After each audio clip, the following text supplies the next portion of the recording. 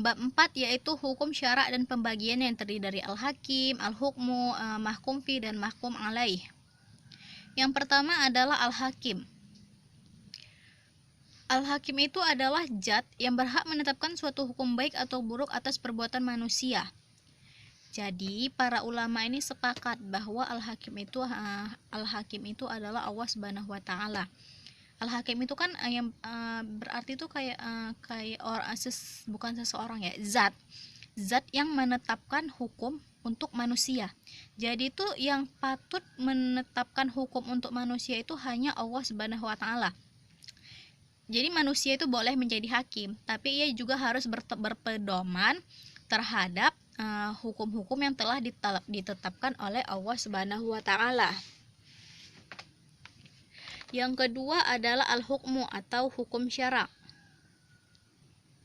Jadi, al-hukmu atau hukum syara' itu yaitu seperangkat peraturan berdasarkan ketentuan Allah tentang perbuatan manusia yang diakui dan diyakini, dan dia mengikuti untuk semua dan mengikat untuk semua umat Islam. Jadi tadi kan al-hakim ini zat yang mengeluarkan hukumnya, yang memberikan hukum. Sedangkan hukum syara' itu hukum yang diberikan kepada kita itu, atau peraturan yang diberikan kepada kita yaitu dari Allah. Jadi al-hukmu itu dibagi menjadi dua, yaitu hukum talfiki dan hukum wad'i. Jadi yang pertama yang kita bahas adalah hukum talfiki. Hukum talfiki yaitu ketentuan Allah Subhanahu wa taala yang menuntut mukallaf untuk melakukan atau meninggalkan sesuatu peraturan, atau dia berbentuk pilihan untuk melakukan atau meninggalkan suatu perbuatan tersebut. Jadi macam-macam hukum talfiki ini ada 5. Ya, ada fardu, ada wajib, sunnah, haram, makruh dan mubah. Yang pertama adalah fardu atau wajib, atau kata lainnya yaitu ijab. Jadi yang pertama itu adalah fardu atau wajib, yaitu maksudnya yaitu tuntutan syarat atau mukallaf supaya melakukan suatu perbuatan dengan tuntutan pasti. Sekiranya tidak dilaksanakan dia berdosa. Jadi ini kayak perintah atau peraturan kita untuk melaksanakan sholat. Yang kedua ada sholat wajib. Yang kedua adalah sunnah, yaitu perbuatan yang apabila dilakukan berpahala dan bila tidak dilaksanakan ia akan merugi walaupun tidak berdosa. Ini contohnya seperti kita sholat sunnah. Yang ketiga adalah haram, tuntutan syara supaya meninggalkan sesuatu perbuatan dengan tuntutan pasti. Sekiranya seseorang mukallaf itu melakukannya dia akan berdosa.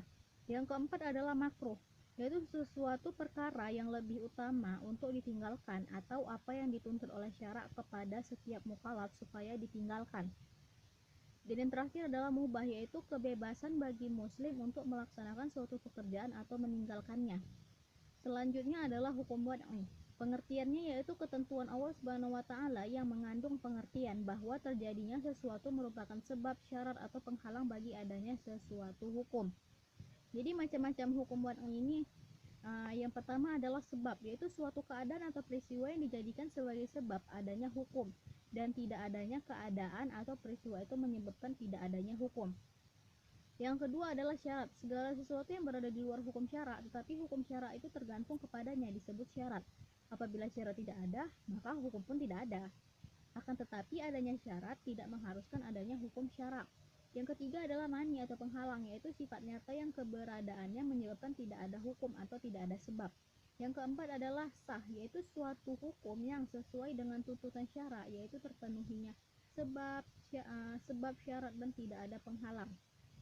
Yang kelima adalah batal, yaitu terlepasnya hukum syara' dari ketentuan yang ditetapkan dan tidak ada akibat yang ditimbulkan. Yang keenam yaitu azimah, yaitu hukum-hukum yang disyariatkan Allah Subhanahu wa taala kepada hambanya sejak semula. Dan yang terakhir adalah rukhsah, yaitu ketentuan yang disyariatkan oleh Allah Subhanahu wa taala sebagai keringanan yang diberikan kepada mukallaf dalam keadaan-keadaan khusus.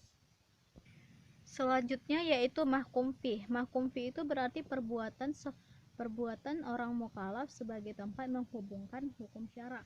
Misalnya dalam Quran surah Al-Maidah ayat 1 yang artinya, hai orang-orang beriman, penuhilah akad-akad itu, dihalalkan bagimu binatang ternak kecuali akan dibacakan kepadamu. Yang demikian itu dengan tidak menghalalkan berburu ketika kamu sedang mengerjakan haji. Sesungguhnya Allah menetapkan hukum-hukum menurut yang dikehendakinya.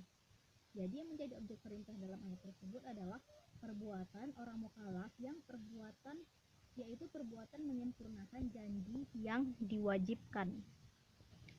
Syarat-syarat mahkum fih yaitu perbuatan itu diketahui secara sempurna dan rinci oleh orang mukallaf sehingga suatu perintah dapat dilaksanakan secara lengkap seperti yang dikehendaki oleh Allah dan Rasul-Nya. Ayat-ayat Al-Quran yang bersifat global baru wajib dilaksanakan setelah ada penjelasan secara rinci tata caranya dari Rasulullah SAW seperti sholat, puasa, zakat, haji, dan lain-lain. Yang kedua, diketahui secara pasti oleh mukallaf bahwa perintah itu datang dari Allah Subhanahu wa taala dan Rasul-Nya. Itulah sebabnya setiap upaya mencari pemecahan hukum yang paling utama dilakukan adalah pembahasan tentang validitas suatu dalil sebagai sumber hukum. Yang ketiga adalah perbuatan yang diperintahkan atau dilarang haruslah berupa perbuatan yang dalam batas kemampuan manusia untuk melakukan atau meninggalkannya. Yang terakhir adalah mahkum alaih. Mahkum alaih yaitu yang dikenai hukum. Jadi yang dikenai hukum itu adalah orang-orang mukallaf. Artinya orang-orang muslim yang sudah dewasa dan berakal dan syarat ia mengerti apa yang dijadikan beban baginya. Orang gila, orang yang sedang tidur, nyenyak, dan anak-anak yang belum dewasa dan orang yang terlupa tidak dikenai taklif atau tuntutan sebagai sabda Nabi Muhammad SAW. Pena itu telah diangkat atau tidak digunakan mencatat amal perbuatan 3 orang. Yang pertama, orang yang tidur yang kedua, anak-anak hingga ia dewasa.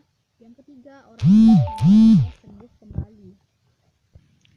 Jadi dalam mahkum alaihi itu adalah hal-hal yang mengalami kecakapan bertindak atau dia ada hal-hal yang menghalangi terhadap kewajiban yang telah dibebankan kepada dia. Itu dia dibagi menjadi 2. Yang pertama itu awarid ahliyah dan awarid ahliyah yang bersifat kasabiyah. Awarid ahliyah yaitu hal-hal yang berada di luar kemampuan dan kehendak manusia. Jadi yang menghalangi terhadap kewajiban kita itu di luar kemampuan kita. Yang kedua adalah awarid ahliyah yang bersifat kasabiyah, yaitu halangan yang dasarnya berasal dari perbuatan atau usaha manusia itu sendiri. Jadi yang menjadi halangan terhadap kewajiban kita itu karena ulah kita sendiri. Terus jadi yang termasuk dalam awarid ahliyah itu yaitu ada 9, yaitu keadaan belum dewasa atau masih anak-anak, gila, kurang akal atau bodoh dan idiot, tertidur, lupa, sakit, haid, nifas, dan wafat. Sedangkan yang termasuk dalam awarid ahliyah yang bersifat kasabiyah yaitu dia ada 7. Yang pertama boros, mabuk karena minum minuman keras, berpergian, lalai, bergurau, bodoh atau kurang mengetahui, dan terpaksa. Selanjutnya bab terakhir adalah al-qawaidul